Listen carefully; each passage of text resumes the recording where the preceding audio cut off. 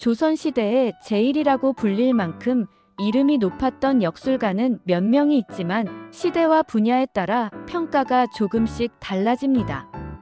크게 점술, 관상, 명리, 천문까지 모두 아우르는 인물들을 보면 다음과 같습니다. 1. 토정 이지암 1517만 1578. 명리와 점술, 풍수에 두루 능했던 인물. 백성들에게 토정 비결이라는 예언서로 유명합니다.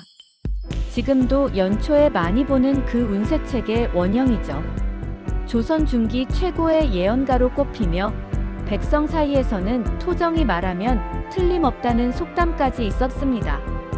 단순한 점쟁이가 아니라 학문과 예언을 함께한 지식인 겸 선비였습니다.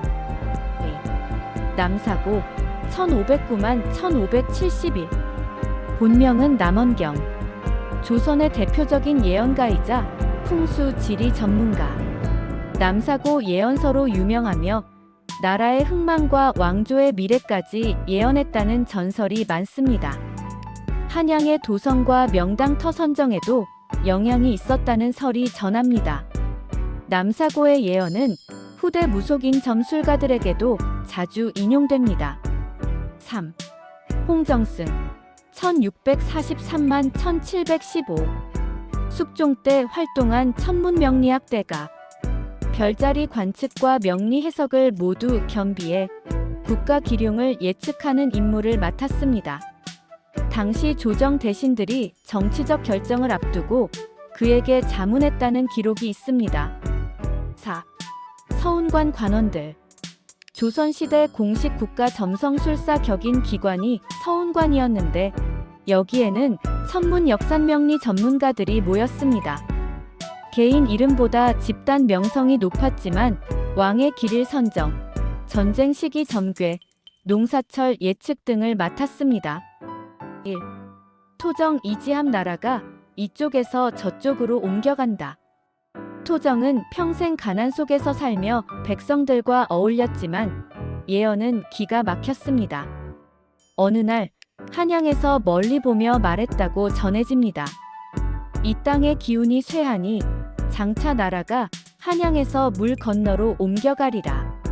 후대 사람들은 이 말을 임진왜란 때 선조가 의주로 피랑간 사건과 대한제국이 결국 한양에서 경성으로 행정 중심이 옮겨가는 흐름에 빗대어 해석했습니다.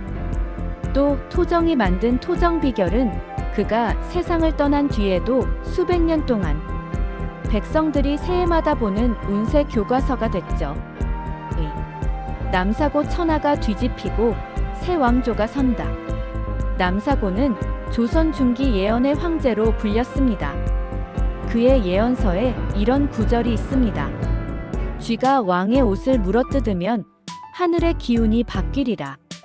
후대 해석에 따르면 이 쥐는 임진쥐띠 해과 병자쥐띠 해 같은 환란의 상징이고 기운이 바뀐다는 건 왕조가 큰 변혁을 맞는다는 뜻으로 풀이됩니다.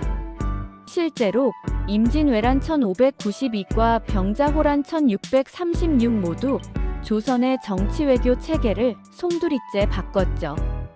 풍수 쪽에서도 그는 명당을 하나 보면 이 터는 200년 뒤에 영웅이 나올 자리다 라고 말했고 실제로 그 지역에서 장군이나 정치가가 나와 후세에 유명해졌다는 이야기가 많습니다. 3. 홍정승 달이 해를 가린다. 숙종 때 천문과 역술에 모두 능했던 인물.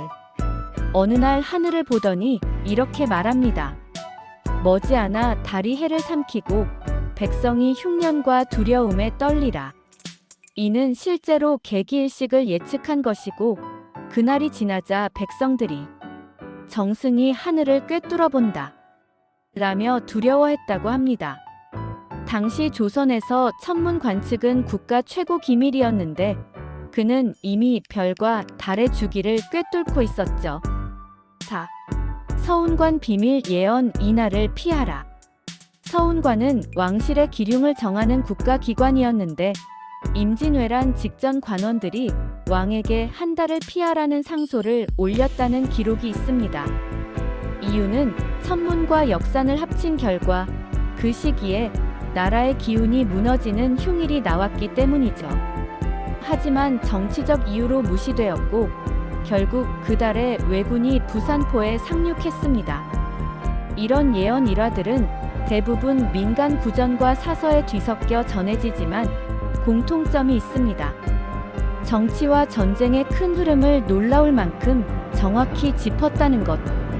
백성들이 이 사람 말은 믿어야 한다며 평생 기억했다는 것.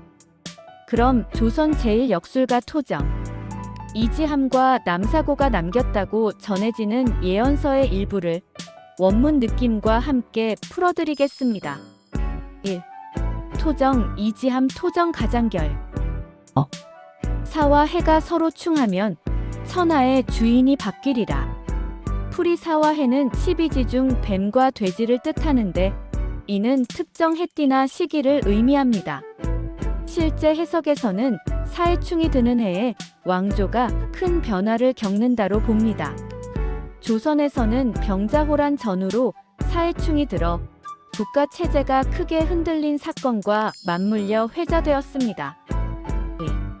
남사고 격암유록. 흰옷 입은 자 동쪽에서 오고 용과 뱀이 땅 위에 일어나리라. 풀이 조선인 복색의 상징인 백의가 동쪽에서 온다는 건 한반도 또는 동방의 인물이 시대의 주역이 된다는 의미로 봅니다. 용과 뱀은 왕과 장수를 뜻하며 새 왕조의 창건이나 국가 대격변을 암시한다고 여겨집니다. 일부 해석자는 이것을 조선 건국 혹은 훗날의 독립운동 지도자 등장과 연결시킵니다. 3. 남사고 비결. 사흘 동안 해가 가려지면 산하가 빛을 잃으리라. 풀이 실제 하늘이 어두워지는 천문현상일식 화산재 기상재해 등을 말하기도 하고 전쟁으로 인한 암흑기를 비유하기도 합니다. 조선에서는 임진왜란 직전 일본 해역에서 대규모 화산 분출로 하늘이 며칠간 흐린 사건이 있었는데 이를 두고 남사고의 예언과 연결시켜 말했습니다. 이런 예언서 문장은 고의로 모호하고 비유적이어서 후세 사람들이 사건이 일어난 뒤에 이거 그 예언이었네 하고 맞춰보는 경우가 많았습니다. 그 덕분에 더 신비한 적중률처럼 보이는 거죠.